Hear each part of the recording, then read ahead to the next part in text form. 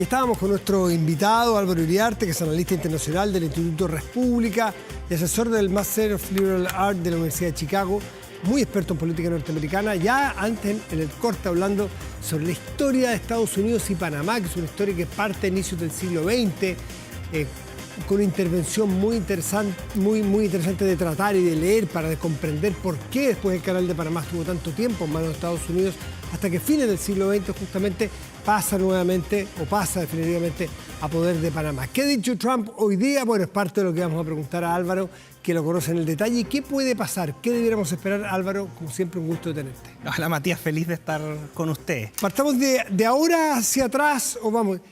¿Va a pasar algo con esta amenaza, con este guapo que hace Trump? Prácticamente decir, ¿saben qué? Me están estafando ustedes, voy a tomar el control.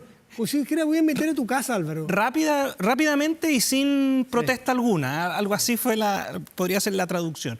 A ver, Matías, la verdad es que pareciera ser que esto es más bien la forma que tiene el presidente Trump de negociar y de plantear ciertas temáticas para forzar que se siente a la mesa una contraparte. En su primer mandato lo vimos con el NAFTA, el Tratado de Libre Comercio entre Canadá y Estados Unidos y México.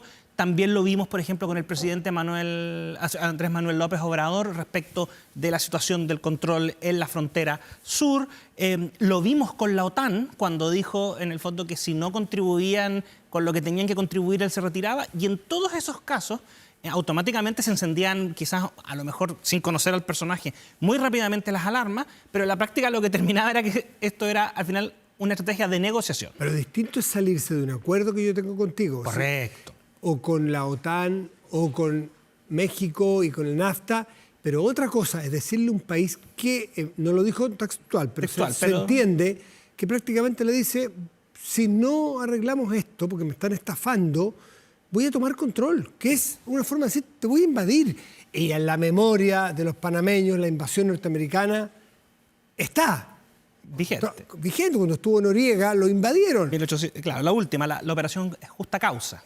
Ahora, contexto completamente distinto. Muy distinto. Noriega era un personaje de aquello, todo lo que tú quieras, pero la palabra invasión no es que... ¿Qué es eso, una invasión? No, la conocen. Sí, claro. Ahora, a ver, lo que pasa es que acá hay un juego interesante porque efectivamente no podemos dejar de entrever algunos aspectos importantes. Desde una perspectiva constitucional, el Congreso de los Estados Unidos tiene la facultad de decretar o no, en el fondo, de autorizar que Estados Unidos se involucre en una guerra. Este punto es interesante porque efectivamente es una atribución y ahí en el fondo, si tú revisas lo que han sido las votaciones históricas del Congreso, probablemente no tenga los votos, aunque tenga mayoría en el Senado y una leve mayoría en la Cámara de Representantes. Es más, incluso en la misma situación del año 1989, porque fue diciembre del 89, enero del 90, la operación Justa Causa para sacar a Noriega y llevarlo para juzgarlo por tráfico de droga y enriquecimiento ilícito en Estados Unidos. Se votó, de hecho no se votó una declaración de guerra, sino que simplemente dentro de la dinámica parlamentaria de los Estados Unidos, se votó para darle al presidente de los Estados Unidos las facultades para enviar tropas para detener al señor Noriega y traerlo a Estados Unidos. Pero eso es un contexto importante, porque efectivamente el camino no es una cosa administrativa, es mucho más complejo y hay casos en la historia de Estados Unidos en donde ningún tipo de autorización se ha dado y has terminado con una guerra encubierta, como fue el caso de Vietnam. Que eso es un antecedente. O sea, Kennedy y después Lyndon Johnson le mienten al Congreso y en el fondo todas las operaciones que terminan con lo que nosotros conocemos como la guerra de Vietnam parten como operaciones encubiertas de entrenamiento para las fuerzas militares de Vietnam del Sur, y después en el fondo tienes el incidente en el Golfo de Tonkin, que en el fondo Johnson se lo oculta al Congreso, que fue una agresión producto de que ya estaban ellos patrullando y tomando medidas en el caso. Aquí es distinto. Aquí no existe hoy día un despliegue, no hay nada, sino que es lo que tú dices, el recuerdo de lo que podría ser la última 1989, comienzos de los 90. Y aquí parece ser un tema tarifario. Sí, claro. El problema, no un problema de discusión de un acuerdo, porque hay un acuerdo, el Carter-Torrijos, donde se le entrega... del año 77, el Tratado del Canal de Panamá. Donde donde se establece que a fin del siglo XX se le entregará a Panamá, ¿no es cierto?, el control de este canal. Panamá ha aumentado las tarifas, estuve leyendo, ha aumentado las tarifas, pero también ha aumentado mucho la inversión para poder tener los Panamax, claro. y el calado para que entren estos barcos nuevos, grandes. Pero Trump se siente estafado, siente que le están cobrando más de la cuenta. Es un tema tarifario y no hay una interpretación de un acuerdo. No hay que se involucró y pasó a llevar ciudadanos. No, aquí tarifa. Entonces es muy curioso cómo negocia. Bueno, lo que ocurre es que tiene todo el sentido del mundo, es absolutamente rupturista con lo que uno esperaría de una negociación de esta situación, pero entre otras cosas también te refleja cómo se acopla y qué podemos esperar de cara a la administración Trump que se va a inaugurar en enero del próximo año. Porque fíjate que el tema de las tarifas, o más que de las tarifas, de los precios para poder transitar por el canal de Panamá, se conecta, y tú lo decías con esta idea. O sea, Trump dice, en el fondo aquí me están estafando, me siento que no están siendo justos conmigo. Y este es uno de los componentes centrales del discurso económico del presidente Donald Trump como presidente, como candidato, como figura, que es que en el fondo Estados Unidos todo el mundo en materia económica lo perjudica. Y esto acá la traspasas al tema de los aranceles o de los valores que hay que pagar por transitar por el canal de Panamá. Y esto se acopla con esta dinámica de este personaje que golpea a veces de esta manera y trata de forzar una negociación. Un hombre de negocios. Un hombre de negocios probablemente. Ahora, sin lugar a dudas, que llama la atención, como tú bien dices, entre otras cosas, porque alguno te podrá decir de inmediato, oye, ¿no será un exceso amenazar con retomar el canal cuando Panamá y Estados Unidos han mantenido seamos honestos, la independencia de Panamá solo se entiende en el contexto de la intervención de los Estados Unidos en 1903 en el gobierno de Theodore Roosevelt. Con una región que era Colombia. Colombia, parte de la Gran Colombia. Y en el fondo habían sí voces separatistas o secesionistas, y lo que gatilla esta independencia de Panamá en 1903 es que se había llegado a un acuerdo entre Estados Unidos y Colombia para la construcción del canal, y el Senado colombiano no ratifica el tratado, establece una serie de observaciones, cuestiona muchos aspectos, y el gobierno de Colombia de entonces le dice a la Casa Blanca, no va el tratado. Y esto, en el fondo, Estados Unidos simplemente aprovechó la oportunidad porque desplegó a los Marines, que no es la primera vez que la infantería marina llegaba a Panamá, había estado presente en 1895 y en 1885, y en el fondo con eso se crea Panamá. Luego de eso hay un periodo de tensión. Panamá, esa región se independiza. Se independiza completa. Y es Panamá a partir de entonces.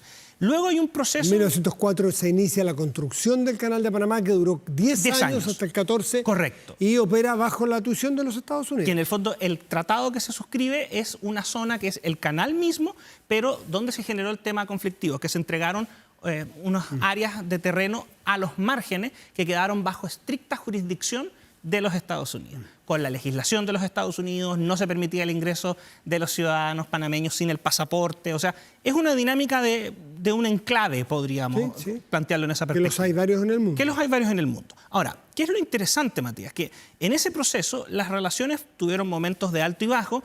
Los momentos más tensos fueron en los años 50. Quizás el más complicado fue en la presidencia todavía de Kennedy, en el fondo cuando se produce una cantidad de un incidente importante que termina con muertos varios estudiantes, pero efectivamente es la administración Nixon la que comienza a negociar las relaciones bilaterales dentro del contexto de la Guerra Fría, y tenemos una actuación relevante de Henry Kissinger. Y luego el año 77, en la administración de Jimmy Carter, demócrata, se produce entonces lo que tú mencionabas, que es el acuerdo Carter-Torrijos, que en el fondo es el tratado del canal de Panamá. Presidente Omar Torrijos por Panamá, Jimmy Carter por Estados Unidos. Y después de eso, las relaciones comienzan a mejorar sostenidamente. De hecho, es más, cuando tú revisas, una de la excusa para que interviniera Estados Unidos el año 89 en Panamá estuvo dado porque tú bien dijiste, Noriega era un personaje de aquellos, el canal estaba funcionando impecable, pero había todo un tema, y esto fue el año 89 en diciembre. En mayo de 1989 se hacen elecciones presidenciales en Panamá y Noriega en el fondo declara nulas las elecciones y coloca a un presidente civil títere o fachada, y esto es lo que gatilla en el fondo La excusa, chiva, pero por la supuesto. chiva. Pero por supuesto. Ya, Álvaro Iriarte. Hay gente que nos está viendo en su casa que dice, pero qué inocentes son estos muchachos que no han tocado, no han pasado ni han abordado dos cosas. Dos cosas, vamos entonces. La condición geopolítica del Canal de Panamá. Por favor, ¿cómo no tocarla? Si es que es el paso que une el Atlántico con el Pacífico. Por supuesto. Evita el paso por el Estrecho de Magallanes. Estrecho de Magallanes. Se evita tiempo, las malas condiciones climáticas en la parte del año. Y hay otro concepto que no puede estar ausente. China. Correcto. En el mundo de hoy, la relación China-Estados Unidos con Trump, Xi Jinping Y Panamá. y China, que es un gran inversor en Panamá hoy día, los que miran todo esto, más que comercialmente, como geopolíticamente, dicen, Trump no está negociando tarifas, Trump está conteniendo o avisándole a los panameños de que no sigan coqueteando tanto con China, que Estados Unidos está allí y sigue existiendo y pesando. ¿Cómo lo ves tú? Sí, vamos por los dos temas. Lo primero, efectivamente, desde geopolíticamente, para Estados Unidos, tiene una de las grandes fortalezas de Estados Unidos que es un continente completo.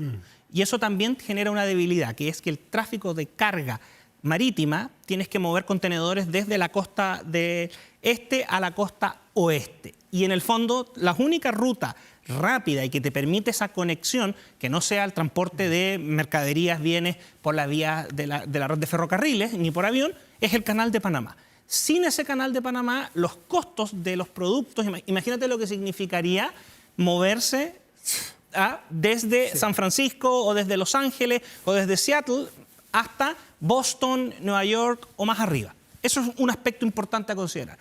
Lo segundo, hay que tener en perspectiva que el Canal de Panamá permite un flujo no solamente de carga, sino que también de pasajeros. Tienes también toda la industria del turismo que pasa también en esa perspectiva. Ahora, desde la perspectiva ya saliendo de esta situación geopolítica y en particular para Estados Unidos, sin lugar a dudas, o sea, en los últimos años, Panamá es una de las economías latinoamericanas con mayor crecimiento, con mayor aumento en términos reales de los ingresos, está con un salto de desarrollo, ha disminuido la pobreza, por supuesto que tiene todavía fuertes focos donde tienen que mejorar aspectos de pobreza material, pero tú visitas Ciudad de Panamá o Colón, que es Puerto Libre, y tú te das cuenta que es una economía que está en estos momentos, Matías, pujante, creciente. De hecho, se mantiene y le ha arrebatado ya en más de una ocasión a Chile las estadísticas del país que más crece en la región, etcétera, etcétera, etcétera. Es un país que desde la salida de Noriega en adelante, más allá de algunos episodios, se pueden recordar algunos temas con Violeta Chamorro y otras cosas más, ha mantenido una estabilidad bastante poco habitual en los países de Centroamérica. Es una democracia bastante más acorde a los estándares europeos o a los estándares tradicionales de democracia que sus vecinos. Pero claro, parte de este desarrollo también tiene que ver que es un punto neurálgico y que China ha estado desarrollando proyectos de inversión. Como en toda América Latina, ¿por la vía de qué? Infraestructura, obras de infraestructura crítica. Estamos hablando de probablemente temas portuarios, pero también tienes obras públicas, concesiones, carreteras, aeropuertos y luego recursos naturales, que es la dinámica en cómo invierte. Y lo otro, créditos. China también está ingresando a Latinoamérica. Argentina es un muy buen caso por la vía de acceder a créditos que prestan instituciones financieras chinas, como el ICBC u otros bancos que tienen su sede matriz en Shanghái o en Beijing. Bueno, hoy día nos dedicamos a Panamá por lo que significa, por su historia, es imposible no recordarlo, pero también hay que señalar que Trump habló no solo de Panamá, habló de Groenlandia. Correcto. Que es un territorio danés. Exacto. Y al pasar, no se equivocó. Cuando la semana pasada dijo que Canadá podría ser en broma el Estado 51, le dijo al alecaído Trudeau... No pasa por un buen momento. No pasa por un buen momento. Le dijo el gobernador, no el presidente. El gobernador de ese estado. Del gran estado de Canadá, porque es una cosa muy propia de la jerga de los Estados Unidos. Todos los estados son el gran estado de ella. Acá le dijo el gobernador del gran estado. Yo creo que respecto de Trudeau tuviste en el clavo una cosa que nadie ha puesto en perspectiva. Nuevamente también hay un tema de tarifa, también hay un tema de relaciones con China, pero además Trump es como los tiburones. huele la sangre. Y en el fondo el momento en el que está Trudeau, que es un momento muy complejo, le renunció a la ministra de Finanzas, su propia coalición. Poilievre en los conservadores está con una fuerza inusitada. Las últimas elecciones provinciales, por ejemplo, en British Columbia, en Alberta y en otros territorios de Canadá, ha tenido un avance bastante importante. British Columbia, que es muy similar en las dinámicas a lo que podría ser la costa oeste de los Estados Unidos, muy progresista, muy liberal. El Partido Conservador está irrumpiendo con fuerza. Poilievre es una marca nueva, es fresca, no se queda con los típicos problemas y están enfocando en situación. Y ahí entra Trump, que ve efectivamente que Trudeau está con crisis, y en el fondo la pregunta ya es, ¿Trudeau termina este periodo, llama una elección anticipada o renuncia al liderazgo del Partido Liberal? No lo sabemos. Trudeau lo fue a ver a Mar-a-Lago. Exacto.